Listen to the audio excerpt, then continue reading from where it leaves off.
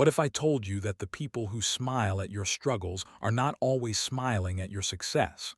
Most people believe jealousy always looks like an insult, but the truth is, it often looks like a compliment with a hidden edge. It looks like support that appears the moment you are struggling and quietly disappears the moment you start to rise. Friedrich Nietzsche spent much of his philosophy studying human weakness, the masks people wear, and the resentment that hides behind polite behavior. He believed that envy rarely announces itself. It hides inside kindness. Today, we explore 7 signs that someone in your life may secretly want to watch you fail.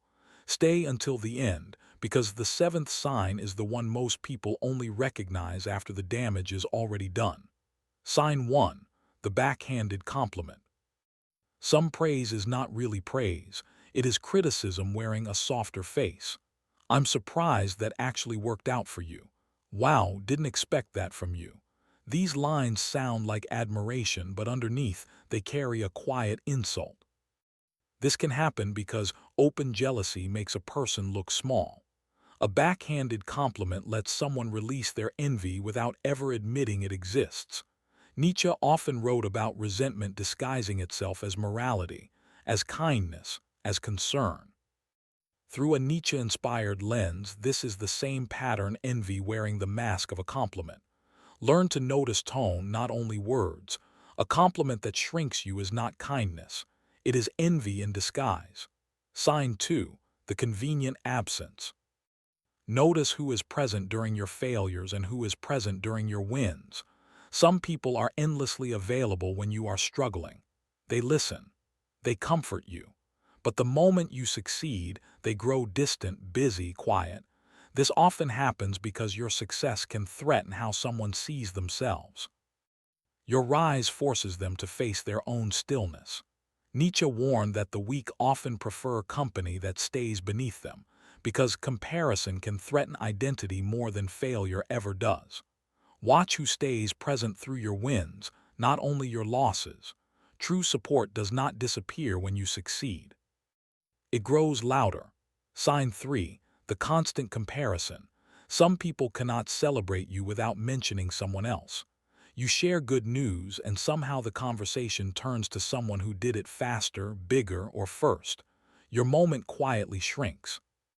This can be a way of keeping you tied to a ladder that never ends, so you never feel far enough ahead to feel proud. Nietzsche believed the crowd often keeps people small through constant comparison, because a person measuring themselves against others rarely learns to measure themselves against their own potential. Not all comparison is guidance. Some of it is a leash. Sign 4. The seed of doubt. This one hides behind concern. "Are you sure you're ready for that? I just don't want you to get hurt." Said once, this may be real concern. Said often, about every plan you make, it can become something else. Doubt is often easier to plant than support is to give. Left unchecked, it can quietly keep you depending on someone else's approval before you trust your own judgment. Nietzsche believed that the greatest threat to a person's will is rarely loud opposition. It is quiet hesitation, planted by people close enough to be trusted. Real support builds your courage. False support waters your fear, and if you are honest, you may have planted a version of this doubt in someone else's life too. Sometimes we do not only suffer from these patterns. Sometimes, without meaning to, we repeat them. Sign 5. The withheld hand. Sometimes the clearest sign is not what someone does. It is what they quietly avoid doing. An opportunity, a contact, a piece of advice that could have moved you forward. They had it. They said nothing. This can happen when your progress feels like a quiet threat to someone's own position. So help gets withheld, not through cruelty, but through convenient silence. Nietzsche believed genuine strength does not fear the strength of others. Someone who withholds help from you may be measuring their own worth by staying slightly ahead of yours. Notice not only what people give you, but what they consistently fail to. Sign 6. They agree with your doubts too quickly. Sign 6. They agree with your doubts too quickly. Pay attention to what happens when you are already unsure of yourself.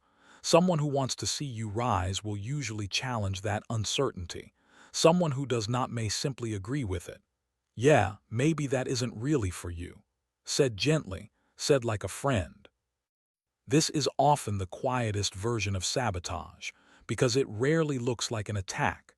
It looks like agreement. Nietzsche believed the people worth keeping close are the ones who demand more from you, not less, and who question your doubt instead of confirming it. Someone who wants you to rise will challenge your doubt. Someone who wants you to fall will simply agree with it. Sign 7. The silence when you win. This is the most dangerous one. This is the sign most people notice only after it is too late.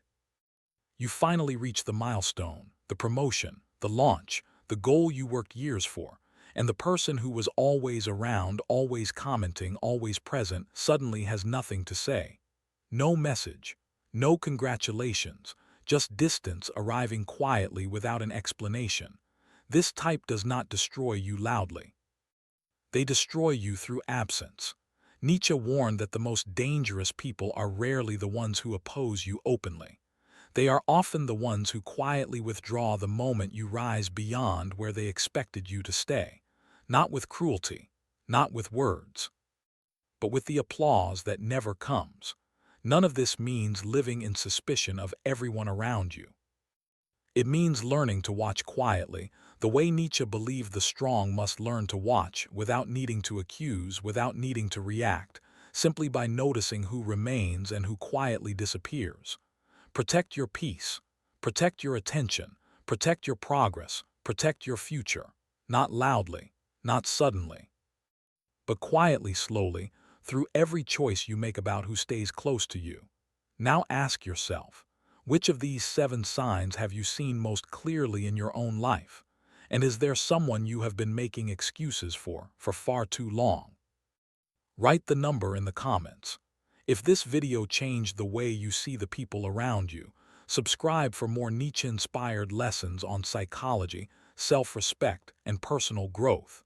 Because in the end, you do not need everyone around you to want your success. Become who you are and let their silence be their answer, not your defeat.